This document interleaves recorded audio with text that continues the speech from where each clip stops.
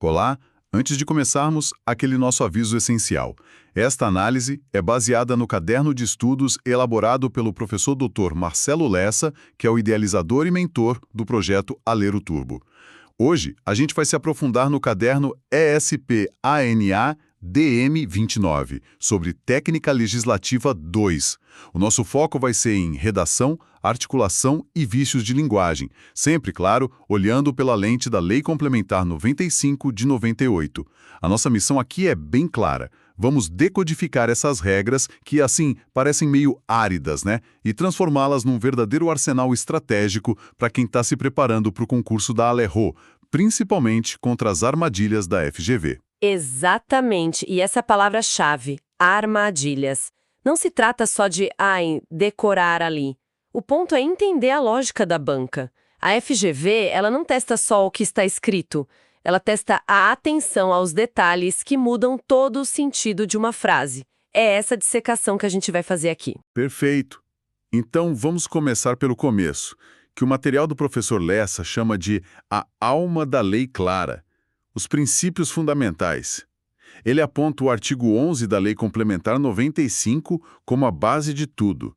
O primeiro princípio é a clareza. Parece meio óbvio, mas, na prática, o que significa clareza no texto de uma lei? Na prática, clareza é basicamente simplicidade. É usar palavras comuns, sabe? Construir frases curtas, na ordem direta, sujeito, verbo e predicado. A lei não é lugar para preciosismo, para neologismo. Ela precisa ser entendida por qualquer pessoa. Faz todo o sentido. O segundo princípio que ele lista é a precisão. O texto não pode ter duplo sentido, cada termo com um único significado. Mas aí me surge uma dúvida. Na escola, a gente aprende a usar sinônimos para não repetir palavras. Isso não vale aqui? Essa pergunta é excelente, porque é exatamente aí que mora a pegadinha da FGV. E a resposta é um sonoro não. Em técnica legislativa, repetir é segurança. É o que a gente chama de univocidade. Se a lei define um termo, por exemplo, servidor público, esse exato termo tem que ser usado do início ao fim. Ah, saquei. É como se fossem peças de Lego, né? Se o manual pede a peça vermelha de 4 pinos, não dá para usar uma outra vermelha que é parecida. Perfeita analogia. É isso mesmo. E essa peça parecida na lei gera insegurança jurídica. E a FGV sabe disso. Então, o que ela faz? Ela cria uma alternativa trocando servidor público por, sei lá, agente público. São próximos, mas se a lei escolheu o primeiro, a troca torna a alternativa errada. Entendi. Isso muda completamente o jeito de ler a lei para a prova. O terceiro princípio é a concisão. Falar o máximo com o mínimo de palavras. O material até fala para evitar adjetivos como urgente.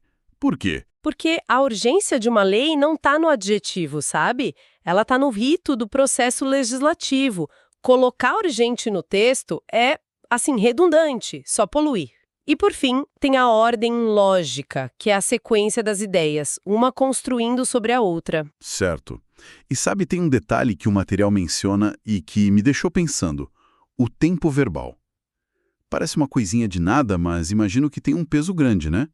Qual é o tempo verbal preferencial? O presente do indicativo. Sempre. E por quê? Porque ele dá à norma uma força de comando. É permanente, atemporal. A lei é. A lei determina. Se a gente usasse o futuro, o órgão determinará, soaria como uma promessa, enfraqueceria o comando. E pode ter certeza que a FGV vai colocar uma opção com o verbo no futuro para testar isso. Ok. Então, se os princípios são a alma, vamos falar do esqueleto, a estrutura, a articulação da lei. Como se organiza essa arquitetura toda? A gente tem uma hierarquia, uma cascata de detalhamento. A base são os artigos, eles podem se desdobrar em parágrafos, os parágrafos, por sua vez, em incisos, os incisos em alíneas e, por fim, as alíneas em itens. Vamos pelo topo, então. Os artigos. A regra de numeração parece ser um clássico de prova. De 1 a 9 a gente usa numerais ordinais, com o símbolo de grau. Artigo 1º, 2º, até o 9º. A partir do 10, muda para cardinal. Artigo 10, 11. Certo. Certo. Parece simples, mas o porquê não importa tanto quanto a regra em si. Na questão 01 do material, o teste é exatamente esse. Eles vão oferecer lá a opção arte décimo e na pressa muita gente cai. É uma questão para separar quem está atento. E essa mesma lógica se aplica aos parágrafos, eu imagino? Exatamente a mesma. Se o artigo tem um único parágrafo, a gente escreve por extenso, parágrafo único, com ponto final. Se tiver mais de um, aí sim entra o símbolo, ou o círculo, e segue a mesma numeração dos artigos. Círculo primeiro, círculo segundo, até o círculo nono. E depois círculo 10, sem o ordinal. Entendi. E a pegadinha aqui é sutil. A banca pode escrever círculo único, misturando as coisas. O que está errado? Ou, se for só um parágrafo, chamar de círculo primeiro, também está errado. Se é um só, é por extenso. Ponto. Descendo mais um nível, a gente tem os incisos em algarismos romanos. Isso, e 3. Depois as alíneas, com letras minúsculas e parênteses. A, B, C. E por fim os itens, com números arábicos e ponto. 1, 2, 3. O que me chama a atenção aqui, e o material destaca bem, é a pontuação. Isso parece um prato cheio para a banca errar de propósito. O diabo mora nesses detalhes. A regra do inciso é um bom exemplo.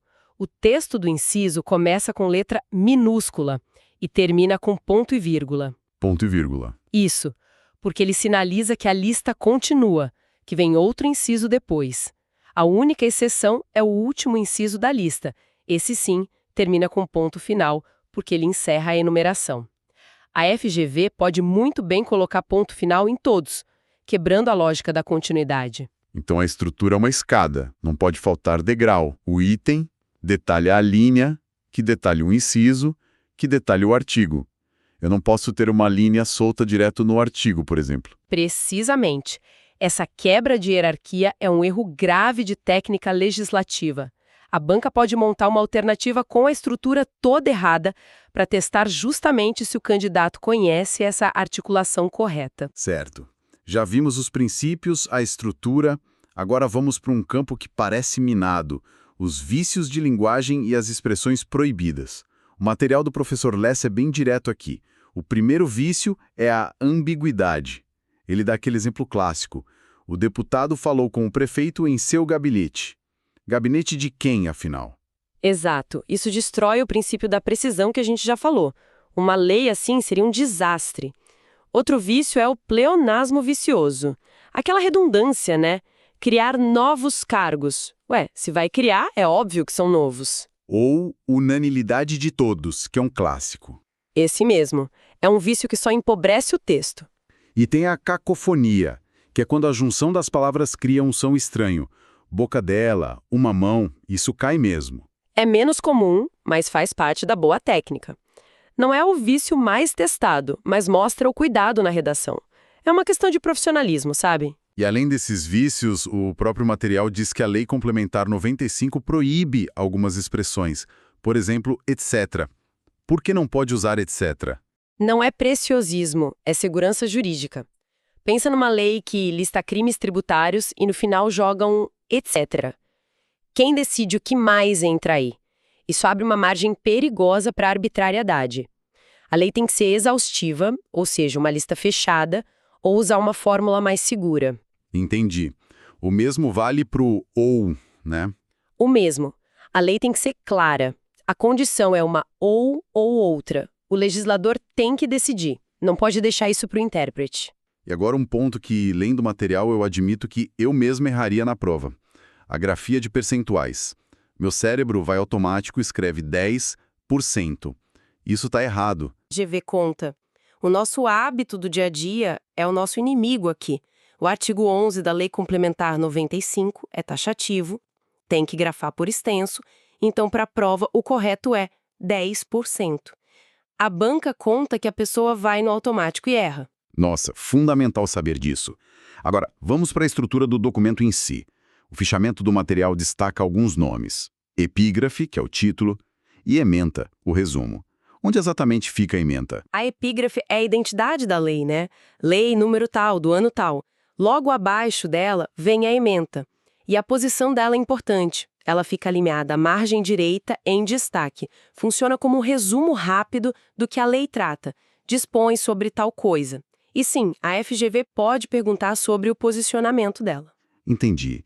E as cláusulas de vigência e de revogação? Onde elas entram? Sempre no final do texto, nos últimos artigos, e a boa técnica manda que a revogação seja expressa, ou seja, a nova lei tem que dizer direitinho quais leis ou artigos ela está tirando de campo. Isso evita aquela confusão de não saber o que vale e o que não vale mais. Certo.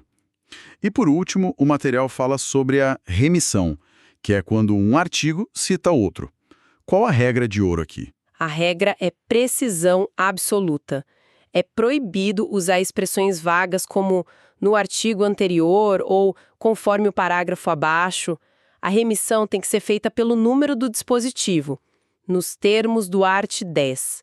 A razão é simples. Imagina que depois de um tempo, uma emenda coloca um novo artigo ali no meio. A referência ao artigo anterior se perde totalmente. Sabe, juntando tudo que a gente conversou, as regras começam a se conectar. Por exemplo, a regra de que cada artigo deve tratar de um só assunto. O princípio da unidade temática. Isso é uma aplicação direta daquele princípio da ordem lógica que a gente falou lá no começo, não é? Exatamente. Perfeita conexão. A unidade temática existe para evitar os tais jabutis legislativos. Jabutis. Quando um tema que não tem nada a ver é enfiado no meio de uma lei sobre outro assunto. É uma forma de manter a ordem e a clareza.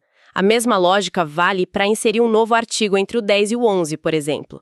A resposta é art. 10b. E isso não é só para ficar bonito. É para não destruir todas as remissões que já existem aos artigos 11, 12 e por aí vai. Tudo se amarra. Perfeito. E a relação do caput do artigo com seus parágrafos. O material pergunta se um parágrafo pode contrariar o caput. E a resposta deve ser um grande não. Jamais! A relação é de subordinação. O caput é a regra geral. O parágrafo só existe para explicar, restringir ou criar uma exceção àquela regra. Ele detalha o caput, nunca o contradiz.